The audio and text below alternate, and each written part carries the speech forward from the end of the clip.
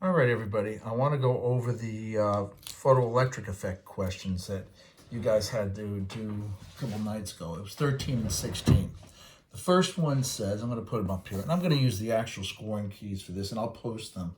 But I do want to go through them with everybody verbally to make sure people do understand what was going on here.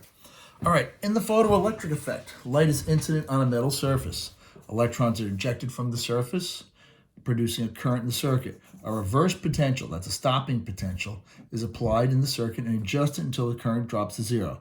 That potential which the current drops to zero is called the stopping potential. Oh, good. The data obtained for a range of frequencies are graphed below. And there's your little graph. It should be familiar. For a frequency of light that has a stopping potential of 3 volts, what's the maximum kinetic energy of the ejected photoelectrons? Okay. So if it takes 3 volts to stop all of the current coming out of there. Now let's just remember this. I'm going to put the answer there in a second, but remember what this means.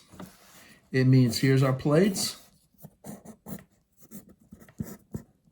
There's my variable voltage across here. Full. Here's sorry about the sloppiness. Light. And you got the electrons coming off. And it takes 3 volts to stop them from going over, which means the work that's being done to stop this is going to be 3 volts times 1 elementary charge, or 3 electron volts.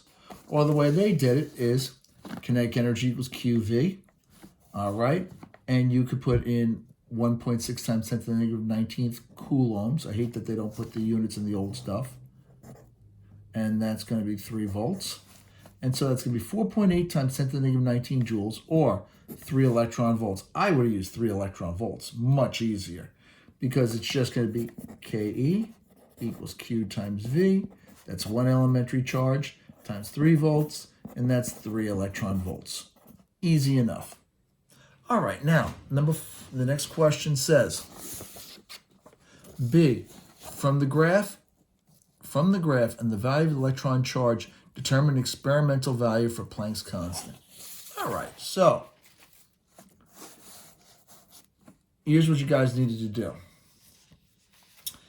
If you remember, the slope of this is equal to Planck's constant, you can pick 2 points on the line, find the find the slope of it, and you'll be okay.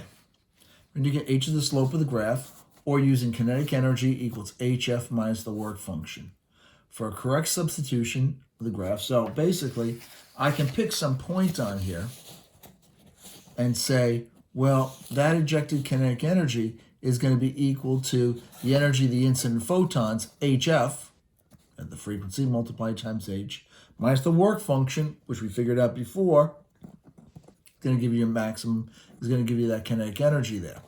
So anyway,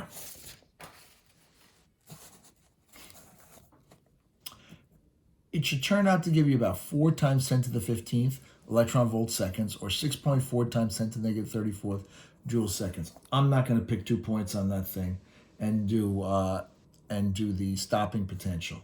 But what I remember is you could literally take this, get rid of that, and make it into our kinetic energy in electron volts, because the stopping potential there tells you what the kinetic energy of those emitted electrons are in electron volts. And that'll give you about the 4 times 10 to the negative 15th joules. Now, from the graph, determine the work function for the metal. Work function, people, is the minimum energy a photon needs to cause emission. Right there would be my threshold frequency. That's the minimum frequency to cause emission. So, for recognizing that the work function is the y-intercept of the graph, that's if I carried this thing all the way down like this and just kind of worked it out from there, or because of the way things are lined up, I would have preferred to have used, I would have actually preferred to use that my work function is going to turn out to be, in this case, they use a W. HF naught, and that's 6.63 times 10 to the negative 34th joule seconds, times that threshold frequency, which is right there, 5 times 10 to the 14th hertz. And that's going to give me about that 3.4 times 10 to the negative 19th joules. Or I could do it in electron volts, either way. Change over to electron volts, no big deal like that. All right, moving onwards. D says, on the axis above, draw the expected graph for a different metal surface where the threshold frequency is 6 times 10 to the 14th hertz. Just another line parallel over, because it's always got a slope of Planck's constant, that as an intercept at 6 times 10 to the 14th hertz. And as always, they're going to ask for what the correct units are. I will post these. The other question that you guys had to do was 16. It says, an experiment is conducted to investigate the photoelectric effect. When light of frequency of 1 times 10 to the 15th hertz, that actually is ultraviolet. That's outside of light. 10 to the 15th is definitely UV. 10 to the 14th is where light falls. Is incident on a photocathode, electrons are emitted. Electrons come off the cathode and go into the anode. Current due to these electrons can be cut off with a 1 volt retarding potential. That's a stopping potential right there. Light of frequency 1.5 times 10 to the 15 hertz produces a photoelectric current that can be cut off with a 3 volt stopping potential. All right, calculate the experimental value of Planck's constant based upon this data.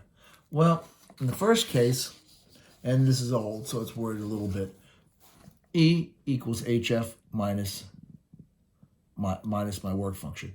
I would make that kinetic energy equals that. And they told that's kinetic energy, photon frequency, work function. The experimental data leads us to simultaneous equations because you've got 2 equations that you can solve here. You don't know what the threshold frequency is, or you don't know what the work function is, and you don't know, or you're looking for Planck's constant. So you know that 3 electron volts is what is going to be our stopping potential, or the kinetic energy of the electron. If we got one of the electron, if you're hitting that material 1.5 times 10 to the 15th hertz, 1 electron volt is if it's 1 times 10 to the 15th hertz. So we can actually subtract the 2 equations, and we'll get 4 electron volts times seconds, which you know, actually that's wrong. That's going to be 4 times 10 to the negative 15th. They messed up on their key here. Electron volts times seconds. B says,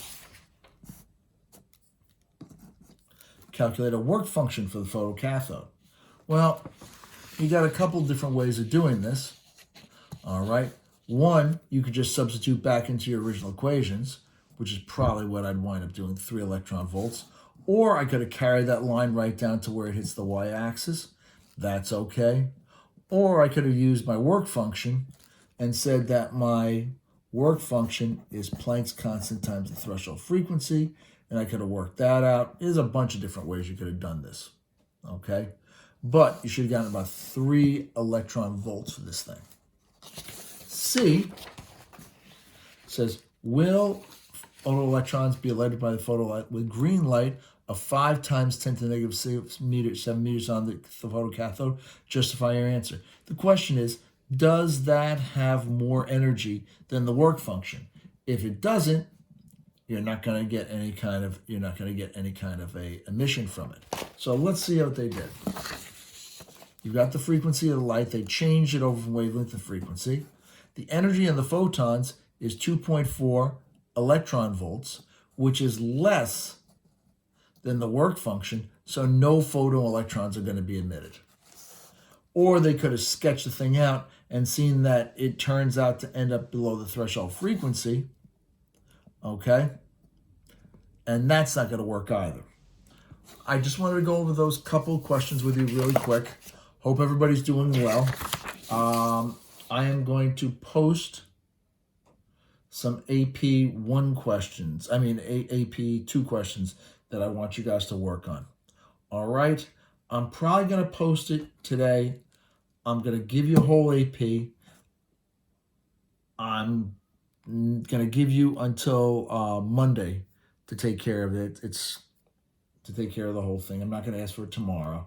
And we're just going to keep on moving our way through, just going through AP problems, because that's all we can really do at this point. Okay, guys? Hope everybody's doing well. Take care of yourselves, and I'll see you later. Bye-bye, everybody.